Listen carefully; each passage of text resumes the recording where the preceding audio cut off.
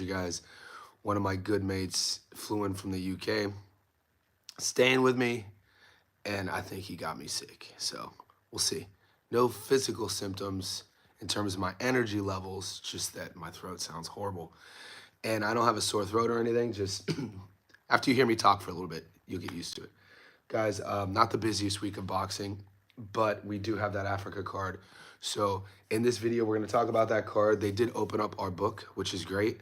I was getting message from all sides because it seemed like my group, a couple other groups online were like sitting for the last few days looking at our betting apps, kind of like fiends, waiting to see if we were going to get odds.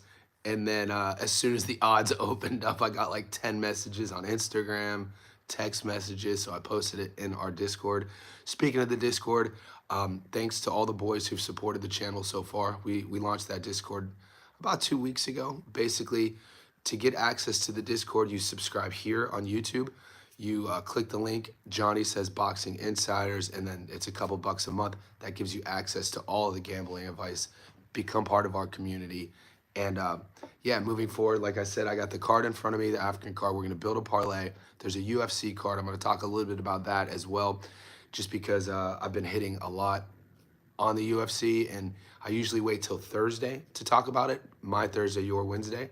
So we could talk about that if you like. There's some interesting matchups to make money on that card as well. And then, we could just move forward like we always do on this chat. Wherever you're tuning in, as you're checking in, let me know how everything's going, how your week is going. Let's like this video. And I'm going to stay on for about an hour. I'm going to upload Mirko Cuello and Sergio Rios. The reason why I haven't uploaded my Cuello versus Rios Stats Don't Lie video yet is because I didn't have odds on it. And part of one of the segments on that video series, my fight predictions, is breaking down the Vegas odds. And I was kind of handcuffed. So usually by this time during the week, it's Wednesday morning my time, I would have already uploaded 2 or 3 Stats Don't Lie videos. So I'm sitting here like, come on, man, I need to upload some. And finally the odds came out. So just get ready for that. I'm going to be uploading a lot of videos in the next few days. Boxing fans in the house, History Vault. Have I checked my messages? History, what messages? What site? Because History Vault, I get messages on my email, my Instagram, my Facebook, Discord. Let me know which one. Aaron Gianella, what's up, buddy? Goats in the house.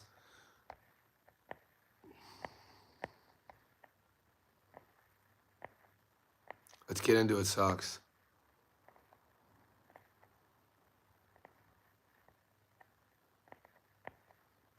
Okay, I'll check it after this. I haven't checked. I went to the Discord as soon as I woke up, and I didn't see the message. Julius Armstrong, Sofian should stop Fonseca. Yeah, it's funny you say that, Julius, because somebody in the Discord talked about they wanted to see the Sofian fight. He's a 6-0 French fighter, and he's fighting a guy with 42 pro fights. So one of the boys in the Discord was like, they're interested in seeing Sofian fight, but they could see a draw. They were like, some of the boys were picking draw. I haven't watched much tape on Umiha, Sofian Umiha. What's the big deal about him? So, Julius Armstrong, because you're the second guy, the second person in literally the last 30 minutes who brought up Sofian Umiha, a 6-0 Frenchman. Would somebody sell me on him? Because he wasn't even on my radar. The 3 fights I'm breaking down on my Stats Don't Lie video series is the Ramirez fight, the Cuello fight, and Mike Perez. But I might switch out Sofian Umiha if you guys want me to do that fight. Because you got Elber Ramirez ranked number 7, Cuello's ranked 15, and Perez is 7. But the other 2 fights are good too. Sofian Umiha is ranked 52, Jose Aguero is ranked 60. So, I mean, in a perfect world, I'd be able to do the whole fight card. I'd be able to do all 5 because our book is giving us all 5. So I've already built a parlay, and I already have action on it, but it's just a money line parlay. Okay, so Umiha is an Olympian. All right, Julian, you know the history as of late of betting on medalists in the Olympics. We've seen this, boys. Look, mate. We know the outcome got overturned, but think about the experienced Francisco Rodriguez Jr. versus the non-pro experienced Galoyafai. Think about the experienced Jazza Dickens against the non-experienced Albert Badagaziev. All I'm saying is we have another example of an experienced Francisco Fonseca, 42 pro fights, versus the inexperienced Sofiane Umar. I actually might go with the upset. I got to be honest with you. Francisco Fonseca, I got to do more film study, but if just we're basing things on, he's Nicaraguan, dude, another Latin American fighter, 42 pro fights, 29 knockouts. You think it's easy? Okay. I have to do my due diligence. So I'm not making a prediction, but this guy's 42 pro fights, 29 knockouts. He hasn't lost since 2023. Fonseca's won 5 out of his last 6 by stoppage. He's fighting a 6-fight Frenchman. No offense to you French boys. I'm not high on French combat sports. So, like, I'm actually probably leaning on Fonseca. I'm going to watch tape. What's up, Mar the Prince? I got to watch tape, but I'm just looking at statistics here. And I wouldn't be comfortable betting on a 6-fight Frenchman against a 42-fight Nicaraguan with, 80% knockout to win ratio. Javier Herrera, Tito Mercado, Edwin De Los Santos. Hope to see them on the Canelo Crawford. Boxing fan, Heaven Sense in the house. Heaven Sense checking in. Guys, whenever you check in, tell me what's up and then like the video. As you're typing your messages and we're getting to it, just like the video. So let's make that a system. The second book I wrote is called The 24-Hour Reset. It's a book on habits, creating a healthy lifestyle through our daily habits. We could create habits on our live streams, mate. You check in and you like the video all at once. Now we got it. Let's go. Julius, no distances of play. Fonseca. Okay, I like that. Let's see what we're getting. I'm only getting money line options on the fights right now. But Fonseca's only not quite a 4-1 dog. Fresh BX, I'm not high on French combat sports. I use myself for betting. I'm serious. Fresh, are you agreeing with me? I'm dead. I have reasoning behind that too. Fresh BX. I don't know if you're clowning me or if you're serious, but yeah, when you look at like the legislation in France for years, they just recently allowed MMA in France, so it had to be underground. And then the style of French boxing, man, it's just, I'm not sold. I personally never bet on French fighters because of that. Fonseca doesn't really have any high-profile wins. He loses them all. History Vault saying he's not as bad per se, but he's there. But History Vault, do you remember? Jazza Dickens wasn't supposed to beat Badr Gaziev, and Jazza was a bigger underdog going into that fight in Turkey a couple weeks ago than Fonseca is. Jazza was a 6-1 dog. Boxing fan in the house, Rudy Pedroza. What's up, Rudy? My man. Fresh BX, yeah. Let's get it. Am I a Browns fan? I'm a Browns fan. Come on. Let's get it. Am I a Brown? I'm sadly to admit I'm a diehard Browns fan, mate. I go all the way back to Bernie Kosar playing quarterback, Webster Slaughter playing wide receiver. We had Kevin Mack in the backfield, Eric Metcalf returning punts, Hanford Dixon in the secondary, Clay Matthews in the middle. I'll keep going. I'm not too familiar with the fighters this weekend. So Joel, there Aussies, there is a card in Australia this Saturday. It's either in Brisbane, it's either in Queensland or Melbourne, but it's the first time ever in boxing history that a mom and a son will be on the same card. Shotgun Shannon O'Connell, a girl that is pretty much a household name in Australia with women's boxing, and her son. So that in itself, if we get options, I'm tuning in. And they'll probably give us some betting options probably tomorrow or Friday. And boys on the Discord, if we get those betting options on Australia, I'll share them in the Discord. Both Tank and Garcia stopped Fonseca early. War the Prince. Umija could be in Victor Morales, Rene Alvarado type of fight. This is quite a bit of a step up. Yeah, I'm waiting for options on that fight. I'm waiting for props, like Julia said. Maybe the fight to not to go the distance is in play. Heaven sent. Were you more shocked that Sriracha, who's French, knockout Munguia? Mate, I gotta be honest with you. I was shocked. I was shocked when we looked at Bruno. I think he had 4 total knockouts, and he stopped Munguia in Tijuana. It was shocking. I covered that fight. We live streamed that fight. A little fun fact about Sriracha. He was such an underdog going into Tijuana. Nobody saw him winning, to where after he beat Munguia, he wasn't able to do media because they didn't have a French translator in Tijuana. Think about that. That is insane. So in his biggest moment, Bruno couldn't talk to the media because there wasn't a French translator because nobody expected him to win. That is ridiculous. Joel, what's up? Mar the Prince. Cleveland has produced a boxing Olympic every Olympic since 2008. Ohio runs boxing. Cleveland in the house. Yes, sir. Don't sleep on Youngstown, though. My hometown. The Yo. August 20th, 23rd, I got marked on my Aussie calendar. I'm going to the fights. I'm going to the Nikita Zoo fight, not this Wednesday, the following week. Boxing man, where's McGee? No contest.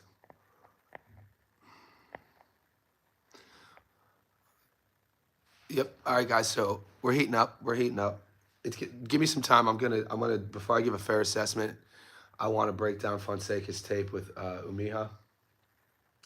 Albert Ramirez is fighting a New Zealand-born fighter, Jerome Pampaloni. We've seen Pampaloni. We've seen Albert Ramirez. We just watched Albert Ramirez. It seems like a couple weeks ago.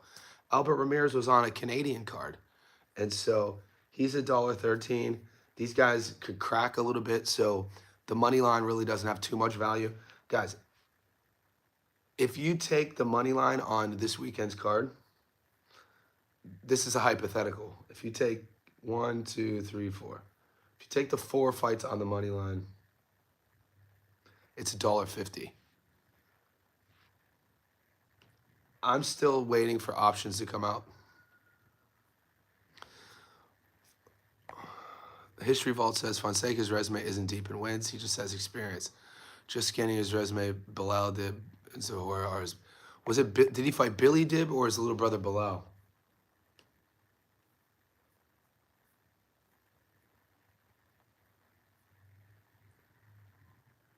Yeah, that's not even Billy Dib either.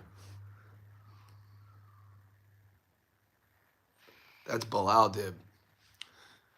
Yeah, there's 3 of them. And then you got Yusuf. Billy's fighting again next month against Fleming. Paul Fleming is an Aussie, one of my favorite southpaws. Paul Fleming is a really high-level fighter. He stepped up once and lost at the world level once. And we know Billy's a former world champion.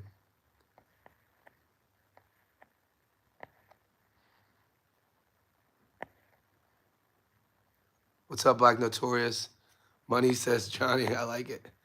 Heaven sent that August 23rd was decent. Yeah, a girl boxer that I used to manage is on that fight card. She's going to get beat, though. She's from Australia. Yenli Hernandez, Jermaine Ortiz. Dude, people are sleeping on the Ortiz versus Claggett fight. I like that fight. That's going to be a fun fight to break down. I like both fighters. People sleep on Claggett because he has a handful of losses. But both guys fought Teofimo Lopez. Teo couldn't stop either one of them. Fair to say that the Teo against Claggett, the Teo against Ortiz was a different Teo than he fought against ABJ. And it's fair to say Teofimo's a guy, historically, for us to see his best, he has to get up for his fights. Yeah, she's going to get beat, mate. Look, there's like such a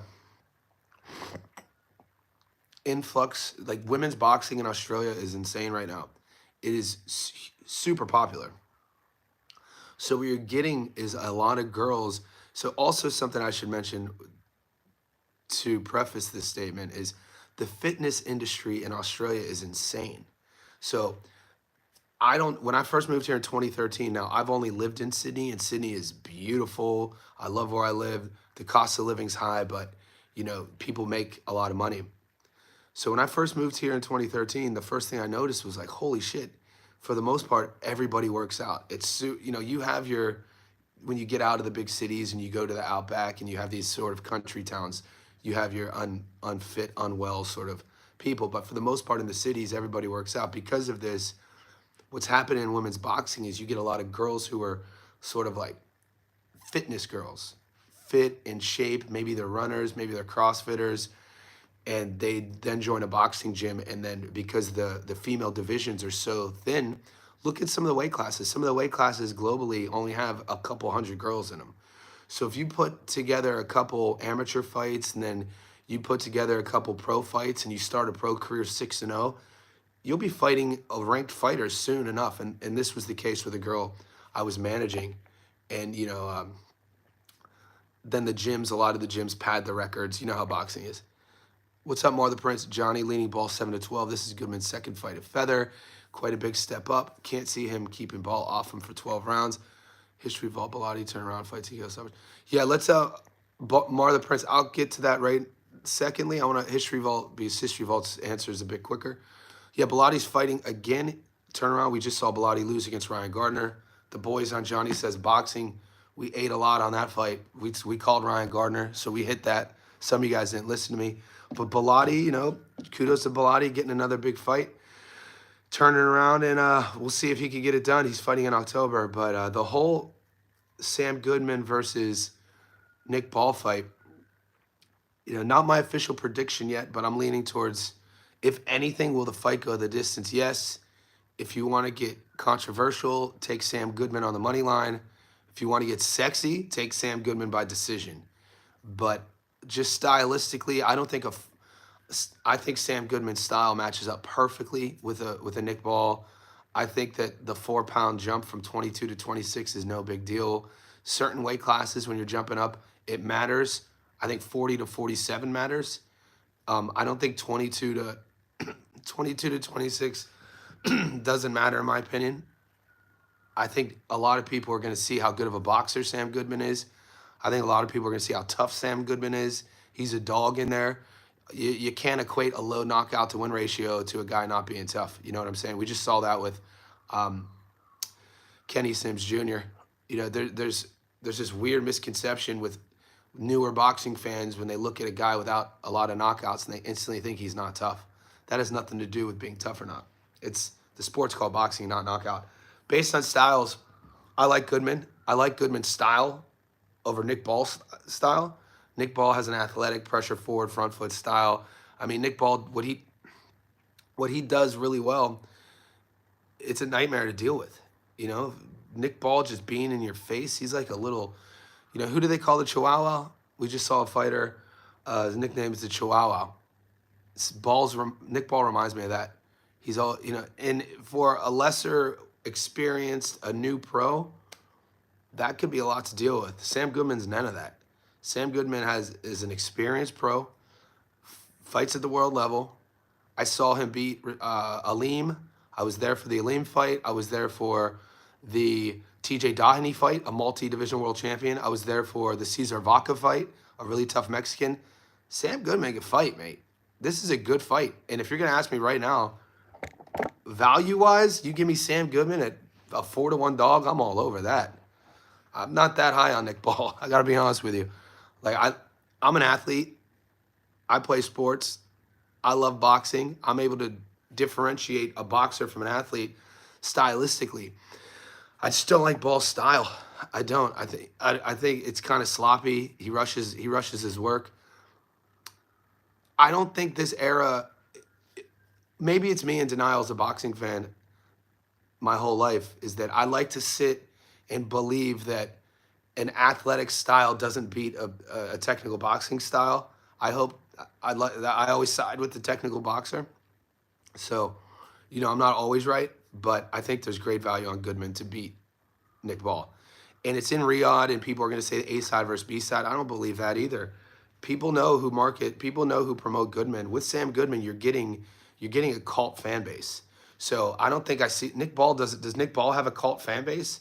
You're going to see a cheering section in Riyadh. I guarantee this. They travel. You're going to see a cheering section in Riyadh called the Mad Bunch for Sam Goodman. They travel with him everywhere. Nick Ball doesn't have that. And so I'm just using that as a narrative to defend the argument that if it's a close fight, they're going to give it to Ball. I don't think so. I mean, maybe, but I don't think it's a definite, because I think Sam Goodman's going to impress people.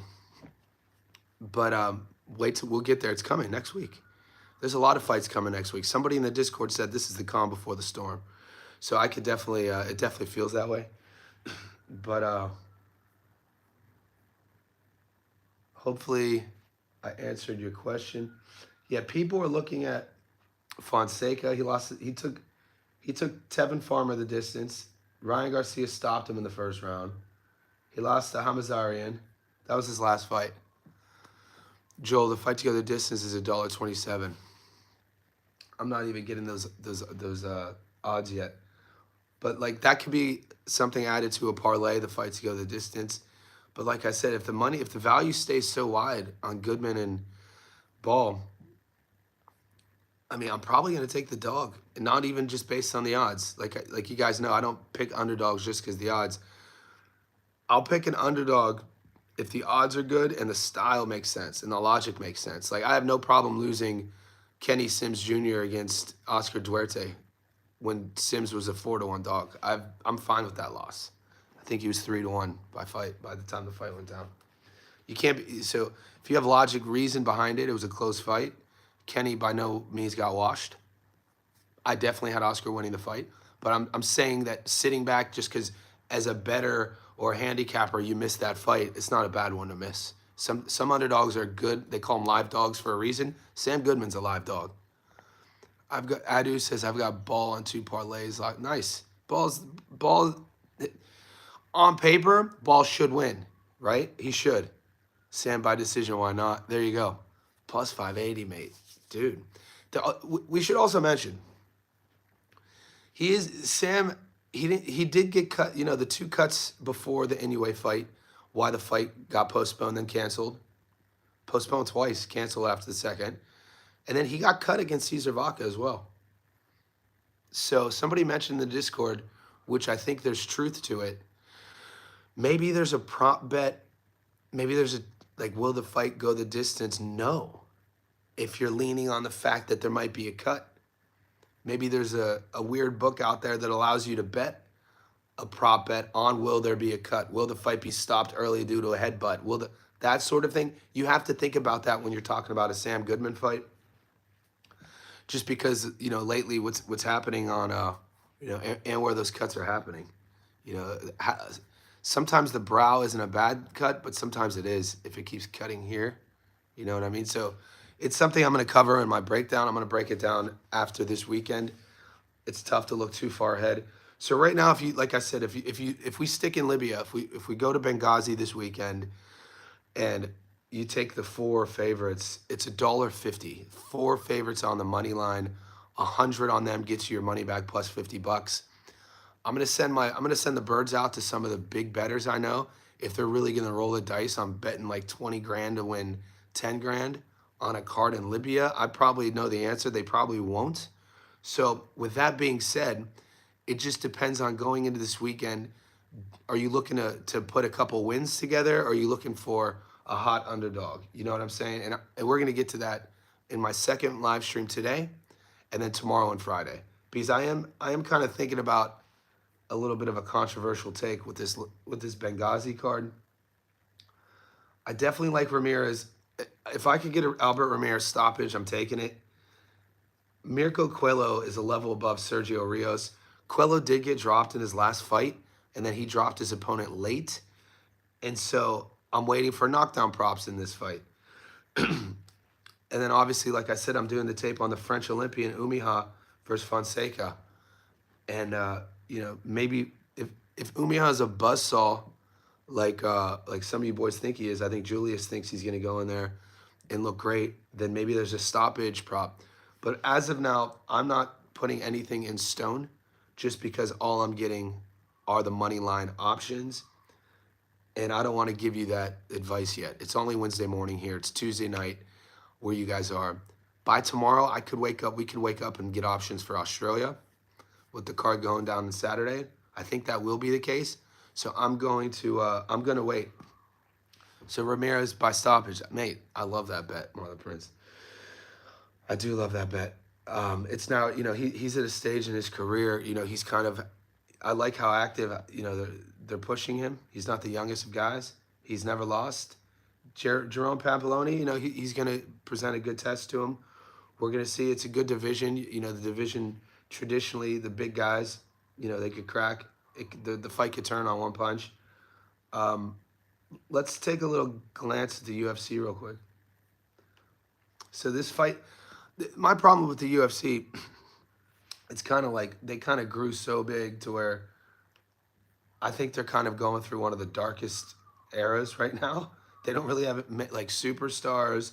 I think the UFC is watered down since, I mean, the pandemic. Kudos to Dana. He was one of the only, business owners that stayed open due to his move to the Apex.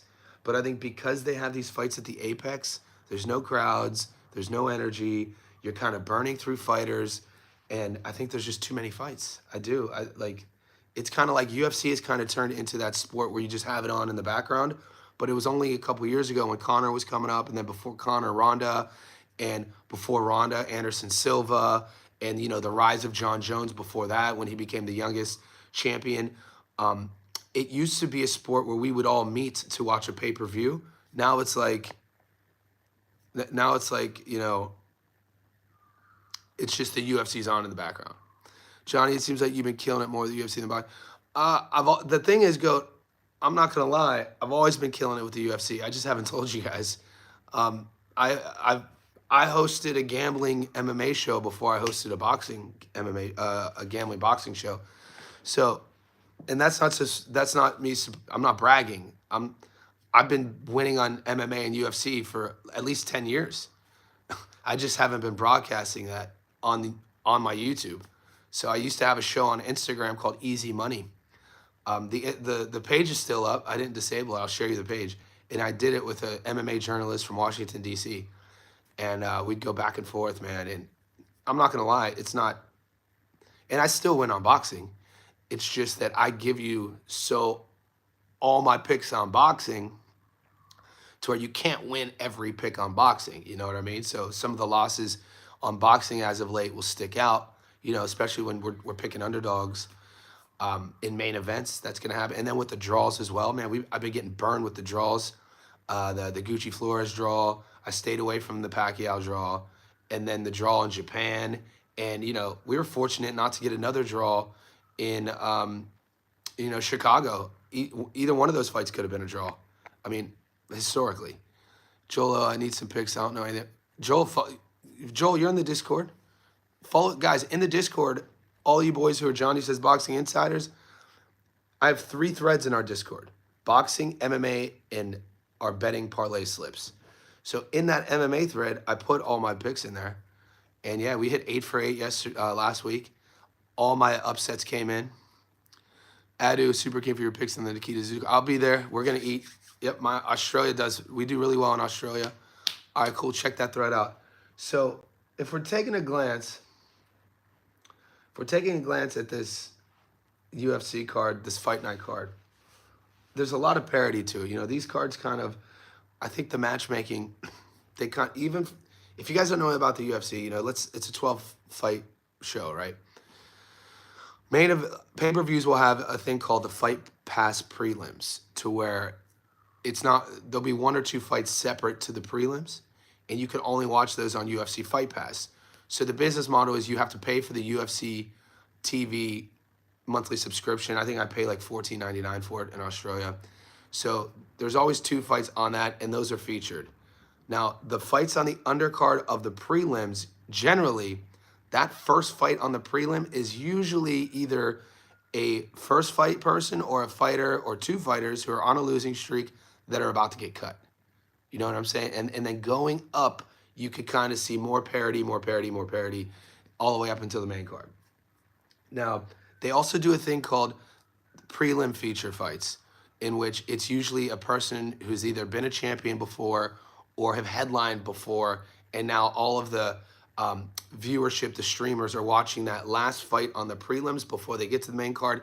And historically, you'd see like fighters, like I said, like Holly Holm had taken that fight before. Misha Tate's been in that spot before. Michelle Watterson has been in that fight before. Ladies who had either been champions or, right at the cusp. And the odds-wise, those are usually 50-50 fights. That was my point. I usually avoid that fight to bet on, is why I'm bringing this up. So when you look at this card, like CLD, Christian Leroy Duncan, I think Leroy Duncan is fighting on that featured prelim versus Eric Anders. Eric Anders is a former college football player. If you're an MMA fan, you would know him. Came into the sport late. He gets away with his athleticism.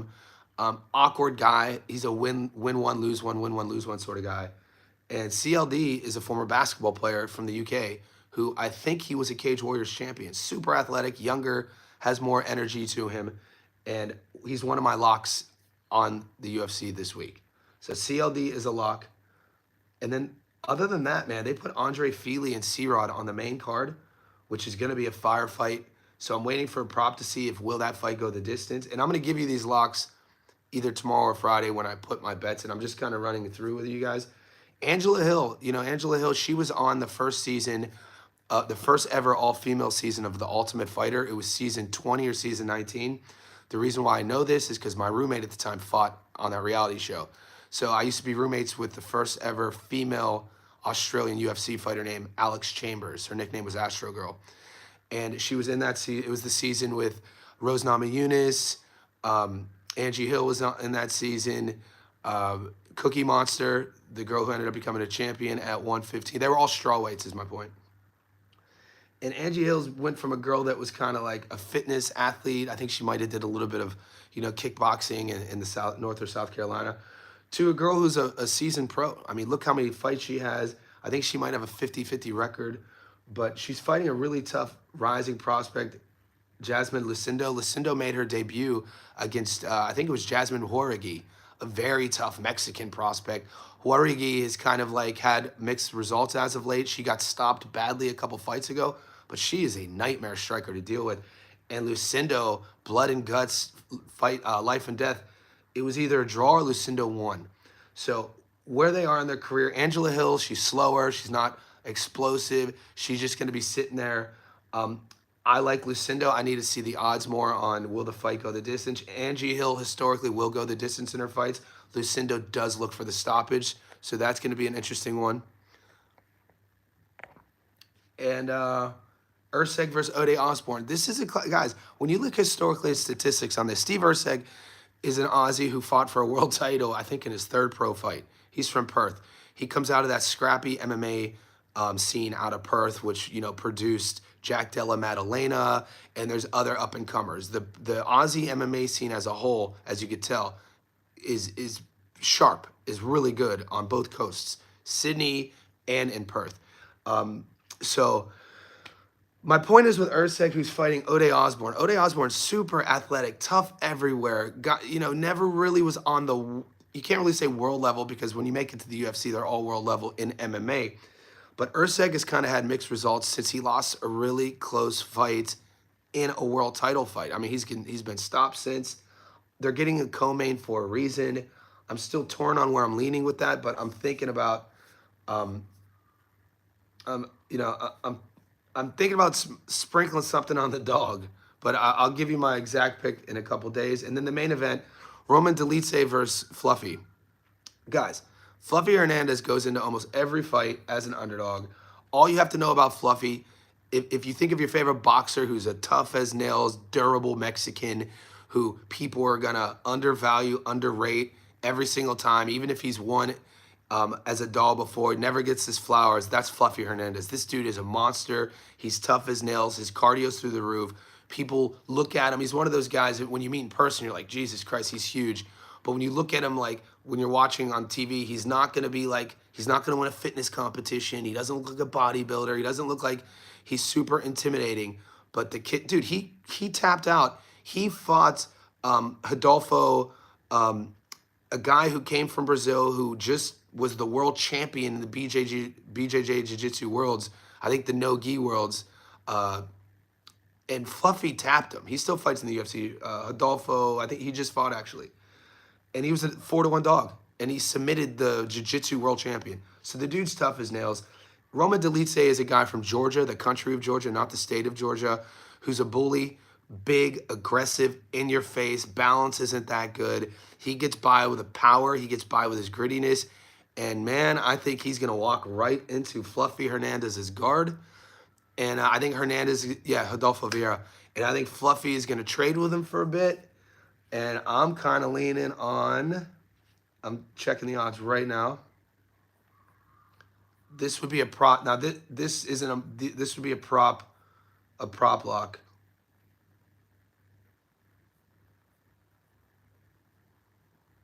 So the odds right now on the money line, Fluffy's the interesting. Fluffy's the favorite at $1.27. I didn't know that. Delite's the dog. Those odds are interesting. Fluffy by submission, 320. Fluff. He wasn't the favorite. Fluffy wasn't the favorite against. What were the odds against Vieira? He was a big dog against Vieira. They're hip to him now. Then, I guess I'm talking about his come up from the regional scene when he got signed a couple years ago to the UFC. His origin story. He's the favorite here. That's interesting. So I would avoid the money line. Hernandez by knockout or submission. 2-1. Hernandez. Wow, they're giving me Hernandez by submission or on points. Hernandez by stoppage or points. Yeah, I like that fight. Give me a couple days. I'm actually gonna do some I think I'm gonna do my first Stats Don't Lie MMA video this week. We'll see. I asked you guys in the Discord if you wanted me to do one. So Hernandez. So Fluffy, yeah, plus 300. I picked Hernandez as a dog to win by sub.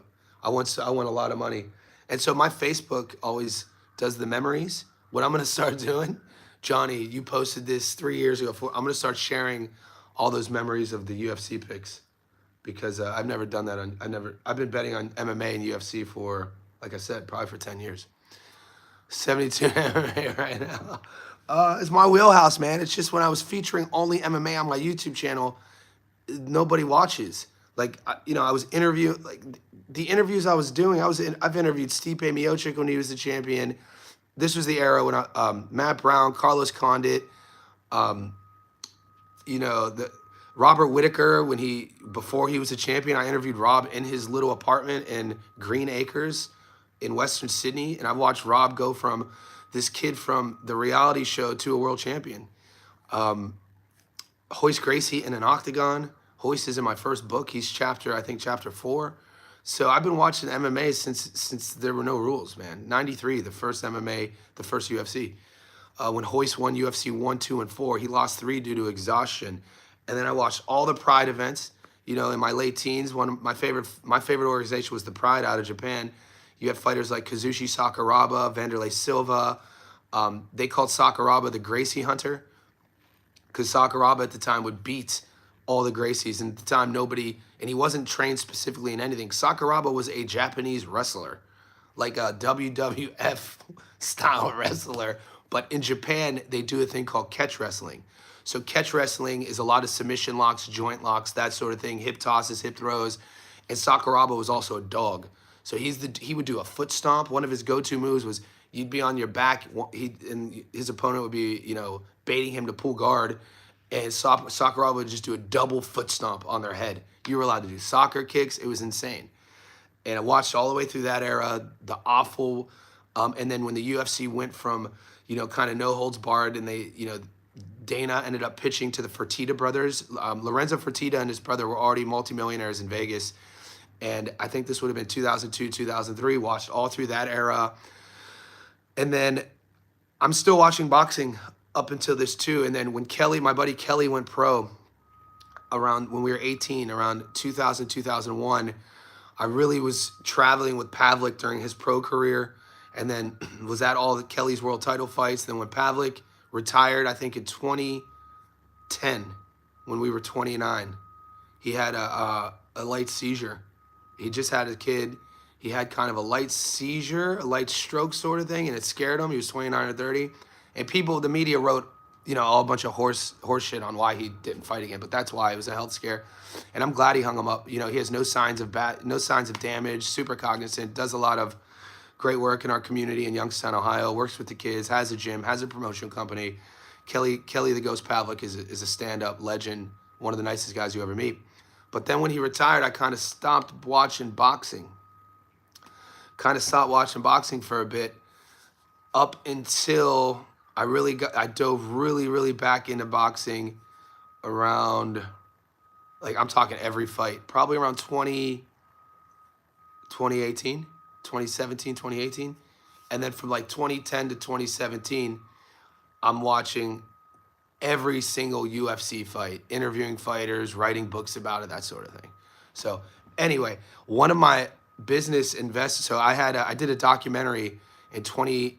We started filming in 2019. You know, I pitched it to Sony Pictures. I went to LA and Hollywood to pitch to Sony. I had business investors. We filmed in Cyprus. We filmed in Myanmar. We filmed in LA. We filmed in Sydney. And I traveled the world with a bare knuckle world champion in a sport called Lethwei. So Lethwei is an ancient martial art from Burma, modern day Myanmar, Yangon. And the Burmese fighters, it's where Muay Thai came from. So Lethwei is bare knuckle Muay Thai, but the headbutt is legal. So elbows, hands, knees, kicks, boom, headbutt. And there's no scoring. And if you don't knock your opponent out, it's a draw. And there's a rule called the 2-minute resuscitation rule, to where if you knock me out, my corner has 2 minutes to revive me. So I could be knocked out cold. And you guys bring smelling salts in, shaking my legs, wake me up. And then that's a rule in the sport. And so I interviewed a guy who was the first ever Western world champion in that sport from Canada, named Dave Leduc, and I traveled with him. And then during that experience, one of the guys who invested all the business, all the equipment, all the travel, everything, he was like, bro, he was like, because at the time, even on my channel, I was interviewing like rocket scientists, I was interviewing best-selling authors, I was interviewing a lot of MMA fighters. He was like, bro, you need to just do boxing. Because we would hang out, we'd go to bars, we'd drink together. He was like an older brother than me. And we'd watch boxing matches together. And he kind of picked up on, like, that was kind of my wheelhouse. He was like, you need to just do boxing on your YouTube, and just that. It took me another 2 years until about 2023. And that's when Johnny Says Boxing, the channel, was just boxing. And now I've grown it since then to about a little over 26,000 subs. And that's where we are right now, to catch you guys up. So I'm not just picking the UFC and MMA picks just out of my ass. You know, it's something that I've been watching since jump. I like to think I'm equally as good at both. You know, boxing is, I don't think I'm better at one than the other. It's just you guys on my channel, a lot of my newer fans, newer subs only know me as boxing. So it might look a certain way. But anyway, guys, we're 42 minutes in. Let's talk boxing. Let's talk MMA. Shoot, whoever has the next question, let's hear it. We'll cover that. Because we got a busy month coming. I mean, we're about to take a turn. This week, we're all kind of just relaxing. We had a huge July. Boxing has been intense with all the big fights. And this is kind of like the calm before the storm. So I'll keep it going a couple more minutes. If you guys don't have any more questions, I'm gonna shut it down. But I know some of the hot topics is, the Raymond Ford fight. People are asking me about Ray Ford versus Nova. Mike Perez TKO. Are you getting odds on that one?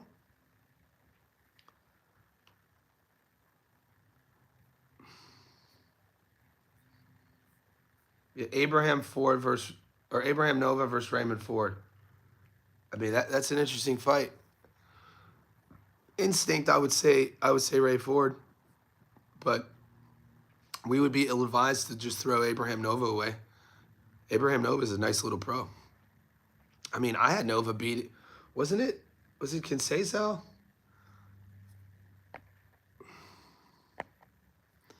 Money Meach has been using this slow week of boxing looking to CFB.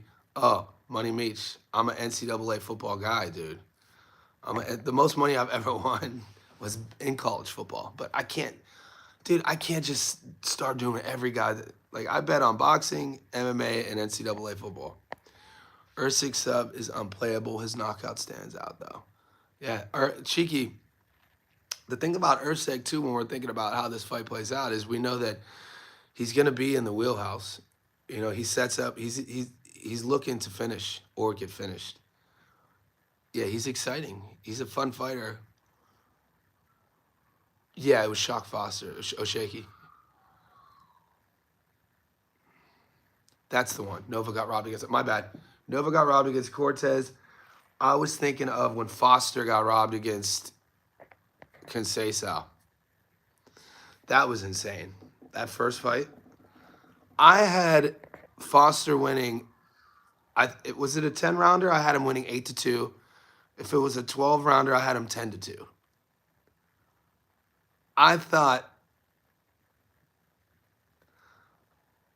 I thought Conceição got beat. Like, I couldn't believe. I was shocked. I actually did a video on that. And I never say if there's a robbery. I never say there's a robbery. That was awful. That Conceição decision was terrible. Do I think Usyk has good boxing? See, I'm gonna answer this question because I talked about this. Yeah, 12. So it was a 12. Like I said, I'm a little under the weather right now. My cognition is a little bit. It's not as sharp as normal. But for Usyk's boxing for MMA is good in an octagon, but it's not boxing. I blame this stuff on Joe Rogan. I do. I stopped. I was an early Joe Rogan fan. I haven't listened to Joe Rogan in years, but he used to always try to sell the public on that Nate Diaz has good boxing, and then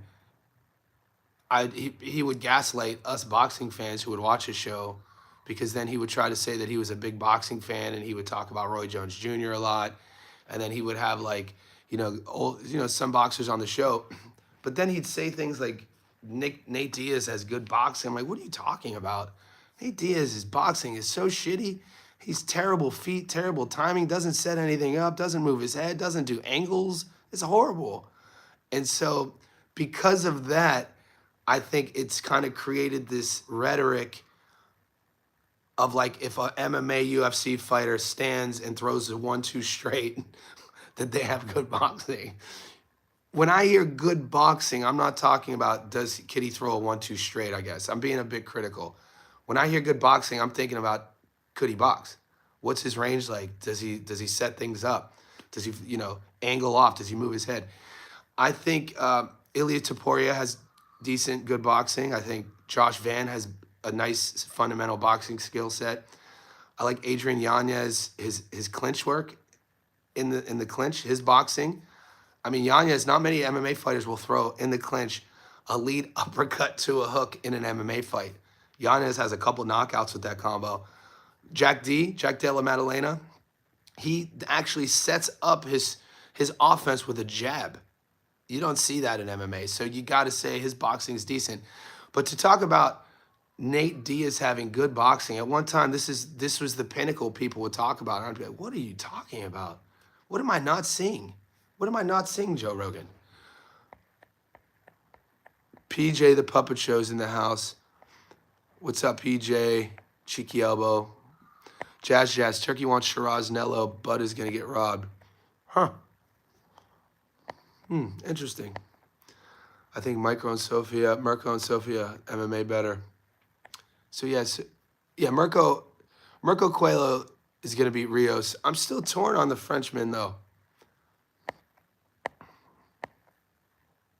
Bud getting stopped. Ooh, boxing fan with a hot take. Does it happen late, boxing fan? Bud getting stopped. Do you think Mirko and Sophia win on Friday? I have Mirko Cuello beating Sergio Rios. I'm just not quite sold on Umija. So Umija is the French Olympian with about 6 fights. He's fighting Fonseca, 42 pro fights. I just found out that the Frenchman Umija is a silver medalist. We know as of late, if we think just in the last month, the Olympic medalists who have under 10 pro fights, fighting against veterans who are underdogs, it doesn't always go in the medalist's favor, especially as of late. Albert Badagaziev, Jazza Dickens fight, Francisco Rodriguez Jr., Galalia 5 fight. So I'm just hesitant. I'm going to do the tape. I'm not sold on the French guy. Like I said, I don't like betting my money on French combat sport athletes. Wesco, Johnny, you probably will make a video. Yeah, I am. Wes, give me next week. I'm definitely releasing Goodman versus Ball. MMA better. Early missed stoppage. Coach Bermudez, appreciate you, brother. I never could find your locks on Discord. So Coach Bermudez, go to the thread. You know what? If you can't find them on the Discord, then that means that they're getting drowned out. So I might actually start a thread, a separate channel, a thread on our Discord that just has my locks. Because we do have the parlay bet slips. All the boys put their locks on it. I'll do one just mine. People have been asking. Coach Bermudez, I appreciate you supporting the channel with the super chat. That's going to be enough for me to take the plunge and start. I'm going to start one more thread on our Discord, and it'll just be Johnny's Locks, and it'll be up there. I appreciate you. Way to push me forward on that. Yeah, Money Meats. There we go. The boys have spoken. All right, I'm doing it. Appreciate it. Sometimes that's all. Sometimes I need a push. My girlfriend says the same thing. Johnny, you push back. We'll be talking about dinner. It'll be like trying a new restaurant or something. And I'll push back. She goes, you always push back initially, and then you cave in and give way. I'm like, I think by nature, I'm a contrarian. You know what I mean? Like, by nature, if everybody wants something, I'm like, I don't want it. I might just say I don't want it just because everyone else wants it. But give me some time. You guys, even with the Discord, you guys were asking me for like a month or so to start one. It took me a month, and I started one. So dude, even with doing fight predictions, guys, if you're OG Johnny Says Boxing subs on the channel dating back maybe last year this time, I was doing just Stats Don't Lie videos, but I wasn't giving my prediction. So you guys were like, what's your prediction? What's your prediction? So keep asking, and I guarantee I'll end up coming around. Adelaide Hergovich is a banger. Jazz, how do you feel about going heavy on heavyweights, though? Betting-wise, I kind of like, I'm always hesitant. I'll bet the heavies, but I don't put a lot of, I sometimes will sprinkle something on them. Heavyweight boxing, for me, it's not one of my strengths with gambling. My strengths, winning percentage-wise, are Australian boxing cards and long parlays. Money line long parlays. Meven Raven, what's up, buddy? That's why I didn't bet last week. Johnny was like, that's why? Okay, Meven. All right, Raymond, I didn't know this. I was holding you boys back. It'll change this week. Trust me, I'm going to do that as soon as I upload my next video. Coach Bermudez, I have a lot for you. Post it in our Discord, Bermudez. Excited for Itama versus White card, 100%. Hamzat versus DDP. I'm definitely going to do that card. People have been waiting for that fight. So great. Yeah, the Johnny Says Insiders with the Blue Stars. The boys are supporting the channel. The channel is growing. Boxing fan, you've been a driving force. Appreciate the support and the positivity. Yeah, guys, so all you guys who want to join the Discord, you got to join here first. It's a couple bucks a month. The link is pinned in the comment section. Johnny Says Boxing Insider membership, and you get access to our Discord. Heaven Sent, that comment is insane. Yeah, King Green. Dude, Bobby Green, though, man, no comment. I've been a Bobby Green fan since early jump days, and then to a certain extent, because he never got to the level of, yeah, I've just seen a lot of changes in his discipline, mate. I'm just gonna leave it at that. Because when he's grooving, when he's cooking, man, he's fun to watch.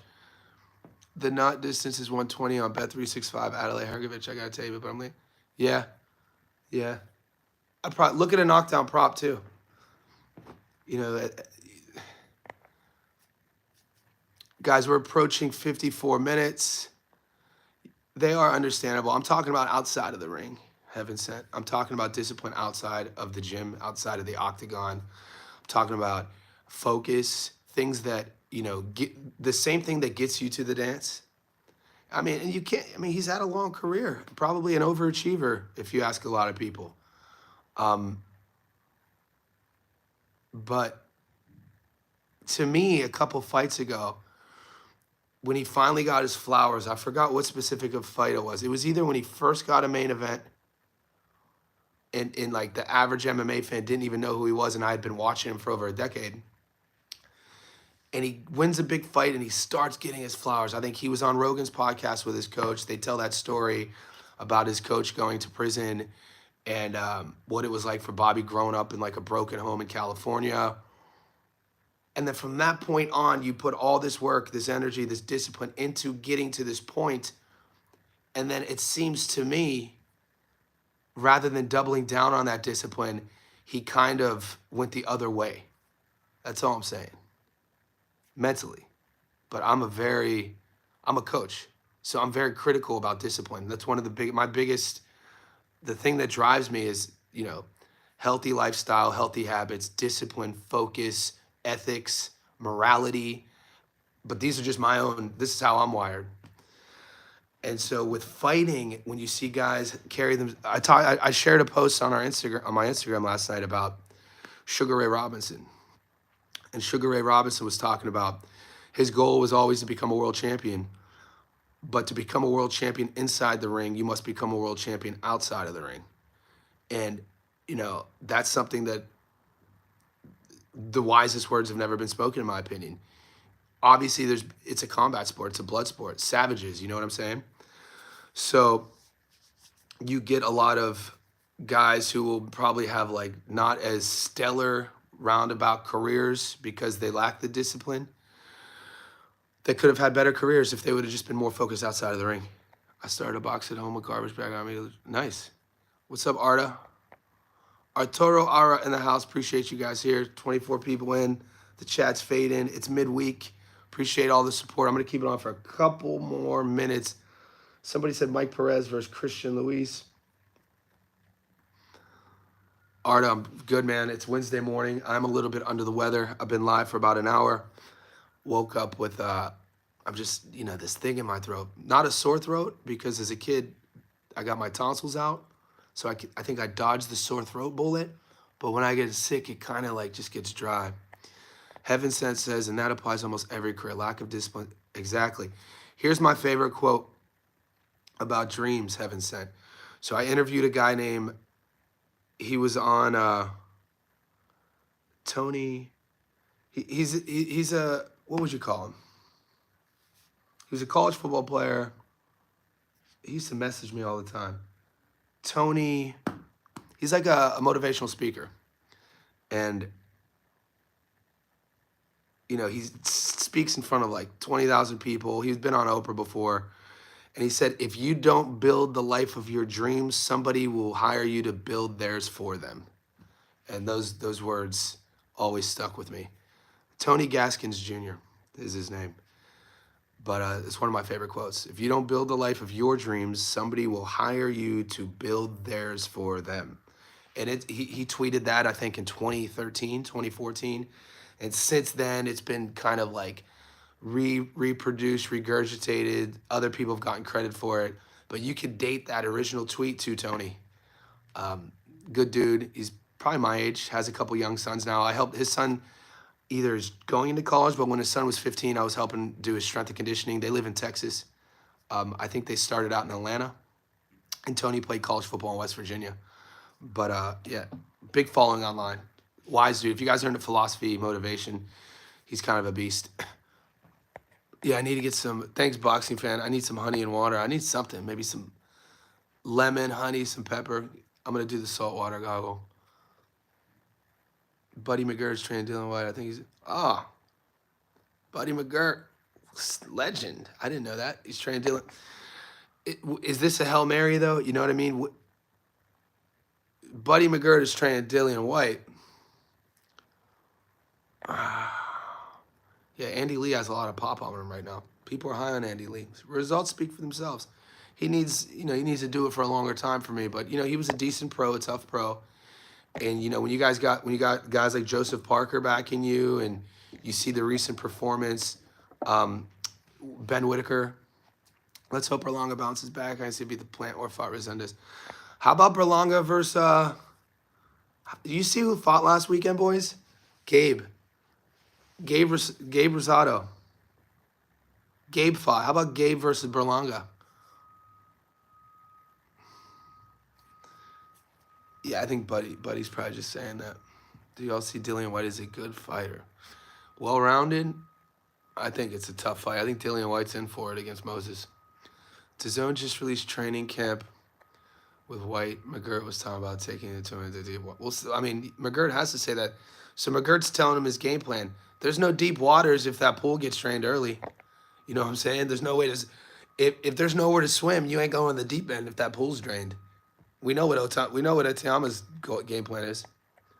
Gabe Rosado. Yeah, I want to see Gabe versus Berlanga, mate. That's why we love boxing. It's so romantic. You get a guy like Gabe, which most people didn't even know was fighting last week, fights against, a club guy, all of a sudden wins. And now, due to, mishaps in other guys' careers, we would probably watch a Rosado versus Berlanga fight. Or Rosado versus Munguia.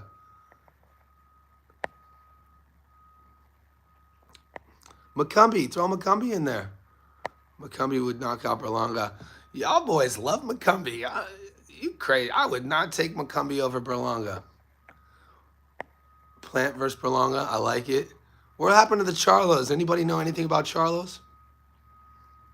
Melakuziev, yeah, Bektemir. The first guy to stop Bektemir. Munguia already beat Rosado. Yeah, but let's see what have you done again. Let's see it again. Let's do rematches. They could probably sell some tickets, guys. We're an hour in. I got to run. I'm gonna upload Cuello versus Rios. Javon Green, man, we've been on for an hour. You missed a lot. You could run it back though. I'm gonna upload this to the playlist section. Like this video, subscribe if you haven't already. Subscribe to Johnny Says Boxing Insiders, guys. You get that blue star. More importantly, you get access to our Discord.